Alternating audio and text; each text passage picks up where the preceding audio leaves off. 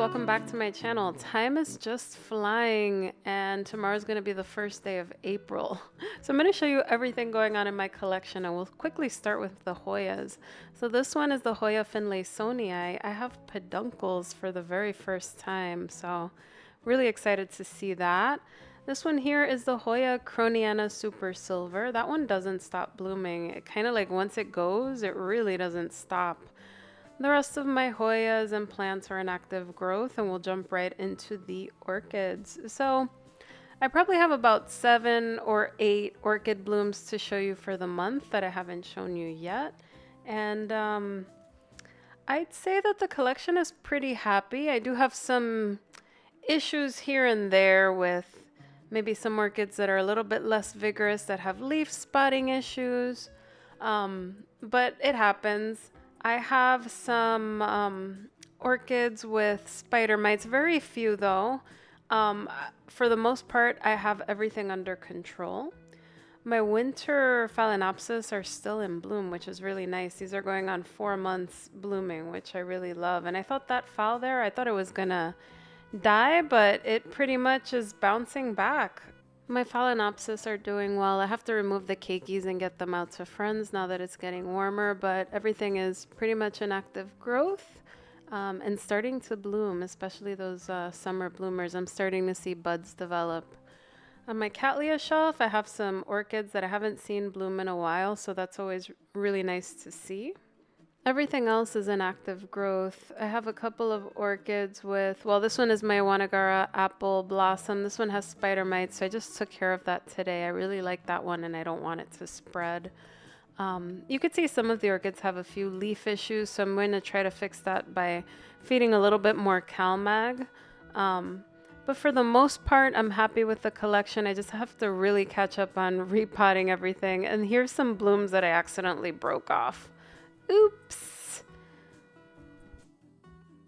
The first orchid I want to show you is my BLC Solar Flare Paradise. This is my very first Cattleya orchid and I really enjoy this one. So I got 7 blooms this time. This is the most I've gotten on this orchid.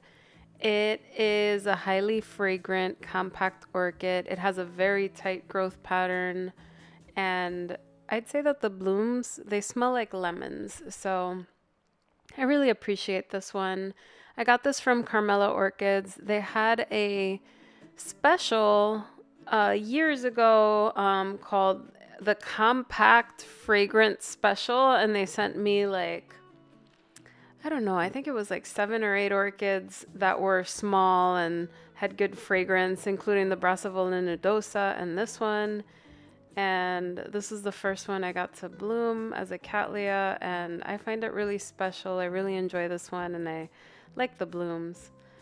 Up next, we have an unregistered hybrid from Sunset Valley Orchids, and this one's the Patinera Golden Circle OPRL by the Patinera Tokyo Magic 7-1. And the OPRL means orange petal, red lip. So this is a really cute hybrid, similar to the last one. It's a little bit bigger than the Solar Flare Paradise, but I find that it has a pretty tight growth pattern. It's very, very vigorous. It's way overdue for a repot, so I have to chop this up.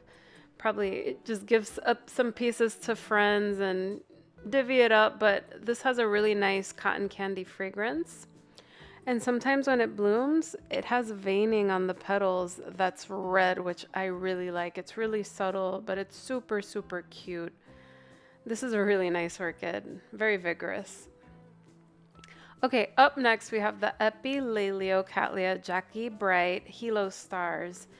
And this is a cutie. So this one is lightly fragrant. It's like a citrusy, kind of satsuma kind of smell. Very light though. And it's got a lot of blooms per spike. So I got 3 spikes on it this year. I have noticed because this orchid is a lot taller, the leaves touch the light and they kind of like burns, unfortunately. So I have to be a little bit more careful, give it a little more headroom on it, but this is a nice one. The flowers I find very cute. This one blooms Not that often for me. Once a year, usually in the fall. Not in the fall, in the spring.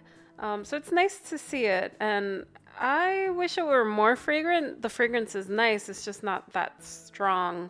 But the blooms are really, really cute. Up next, we have a very reliable bloomer, and this is the BC Memoria Vern Bloch. And this is, of course, a Richard Mueller hybrid.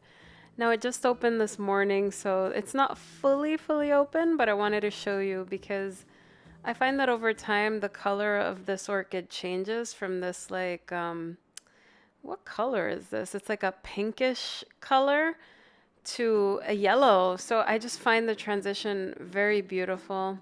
It's got a nice fragrance. I would say that this smells like a lot of my Cattleya orchids. I can't quite put my finger on it, but it's got like that distinct Cattleya fragrance.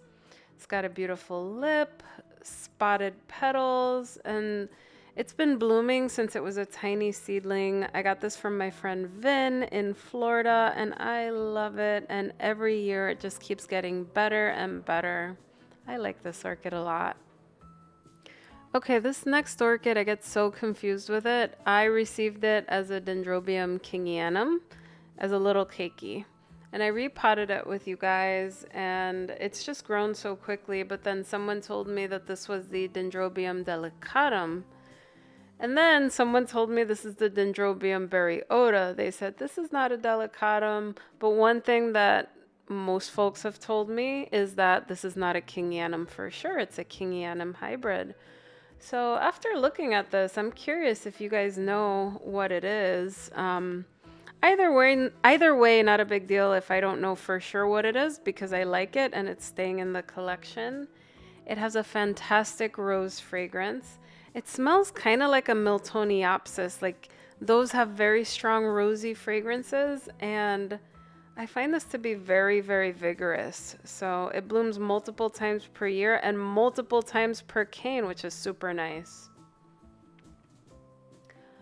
Next, we have a different kind of dendrobium. This one's the Dendrobium New Hope Mini. So unlike the last one, which was an Australian dendrobium, this one is a denfowl, and it also has some den nobile in it.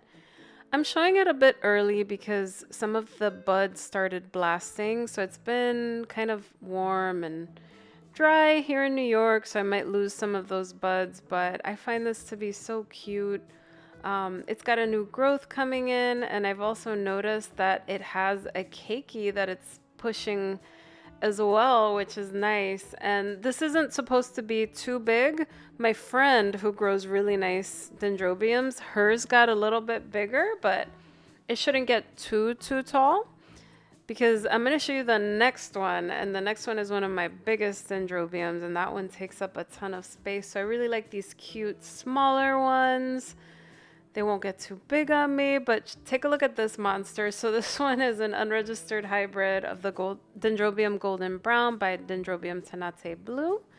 I got this, of all places, on Amazon as a little seedling. I think these names are not even recognized, but I kept this orchid because it is so fragrant. So it smells like lilac.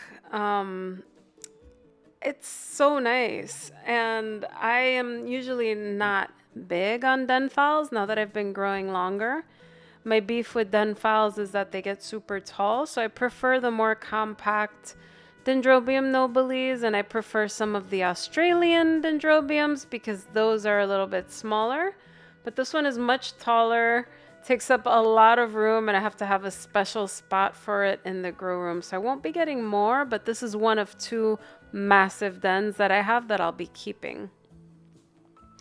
Okay, the last orchid I have in bloom is the Miltonia Sunset. So this one hasn't bloomed for me in a while, but I find it so beautiful. So it's got a beautiful yellow petal with a really cute pink and blush lip. I love this orchid.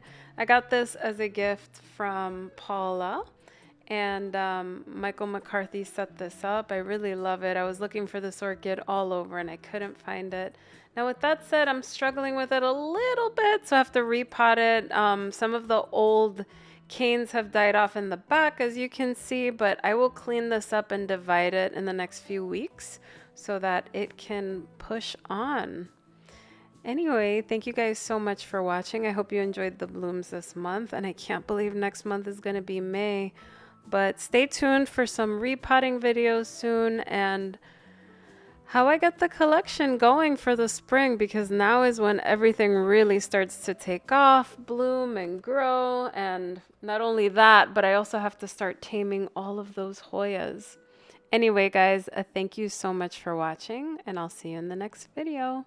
Bye, everyone.